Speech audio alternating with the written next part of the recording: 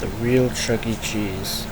Have you ever thought that there was something the creators of Chuck E. Cheese were hiding from us?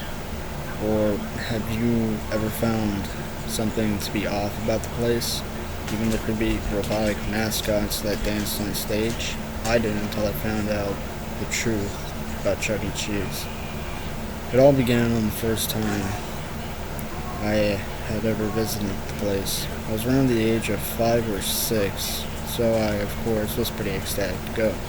Seeing all those commercials of kids eating pizza and running around without a care in the world, and arcade games and the play structure made me almost get down on my hands and knees to plead and beg my mom to take me. After finally getting her to break, she took me. I was the happiest kid in the whole world. My mom drove me over just a few hours before evening, so maybe around 4:30 or so, I almost knocked over the woman at the door who gave you the little stamp on your hand, running ahead of my mom and bursting through the doors like a maniac child. Eventually, I was stamped and literally screeching as I ran around to all the games and play sets. After a bit, I stumbled on over to a game like whack-a-mole, but with sharks, right by the staff-only room. One shark whacked me. A minute later, I'd won the game. Before I could squeal in success and collect my tickets, my ears caught the sound of something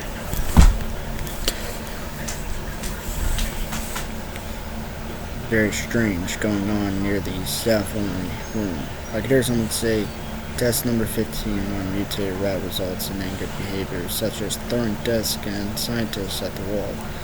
I then began to wonder, what in the world, they could be talking about. Maybe they were making a new game? Being so young, I had no idea at all what was actually going on in there. Being curious and feeling a bit interested, I pressed myself against the door and listened in as carefully as a 6-year-old could. I could hear them snapping at each other. Things like, "What are we gonna do with this beast?" and "Get it away from me." A mumbled shout poured over whoever was in there, and replied with a louder, "You can't just kill that thing. It's a beast version of our mascot."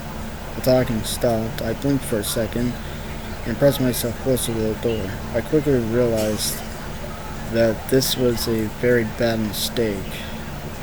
As the door opened from my weight against it, I slipped in, going from leaning on the door to falling face flat on the ground of the staff room. Immediately, footsteps trampled over to me, hands grabbing at my arms. I was out like a light in a few seconds, and I still don't know what the hell they did to do that. I woke up slowly, my eyes feeling heavy and my body feeling weak. It's some kind of interrogation room. A tall man with a serious expression, wearing the cleanest white lab coat I'd ever seen, began walking towards me out of the blue, like he knew I'd be awake, like he knew I was awake. His voice was deep, and it was scratchy from what I could tell when he began to speak. You know, don't you? You know," he said. I was a 6-year-old half knocked out at Chuck E. Cheese, so I didn't know what they expected from me.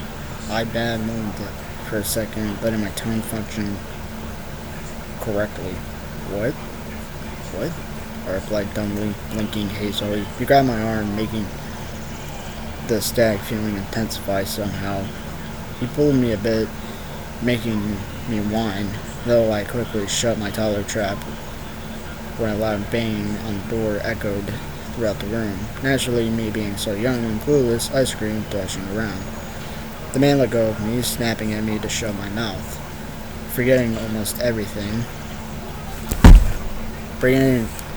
almost everything, I thrashed around some more, slipping out of my chair. I kicked my legs, going to the corner of the room. I screamed again, banging my foot against something, making a loud metal clang against my foot. I twisted around and wound down at a air vent. I kicked it again, out of scared, hot anger, with another loud scream and clang. The metal front popped off, again letting out a shriek when I heard the man stomping towards me out of the noise of clawing metal and banging. I scooted inside, spitting at him. I was scared half to death. I mean, what was I doing here? Where was my mom? He swiped at me for a moment, but quickly pulled his hand back. There was another loud bang, and the man stepped back. Using my tiny little hands, I grabbed the air vent's door and pulled it back, pressing it on the door. Just in time, a piercing hiss was followed by a shout from the stranger, and the loudest bang on the door. I crawled back, scooting back into the vent. I had to leave.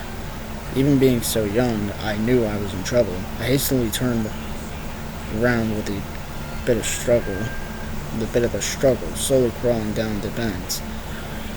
A loud, manly scream echoed through the vent, being followed by more. They were in unison with the sound of cracking and tearing, which I now know was flesh and bone from the stranger. I got out as fast as I could. A small light was around the corner after a few minutes, and I stomped on it. The opening of the vent easily popped open. They really weren't paying attention to how tightly they were screwed on, were they? My feet stumbled as I climbed out, but were soon trampling to where I saw my mom last, and she was still there, with a worried expression on her face. I ran up to her, hugging her tight. My eyes were now glazed with wet, hot tears. I wanted to go home. I just wanted to go home. I want to go home, I whined and complained. My mother gave me a strange look, but put a finger on my cheek. "You must be tired, sweetheart," she cooed, picking me up. I clenched my small fist, holding tightly onto her shirt. We walked out of the building, me being oh so lovingly carried to the car. The distant war sirens in the distance became a bit louder and louder, and police cars pulled into the large parking lot and skidded to a halt in front of the once amazing and fun Chuck E. Cheese.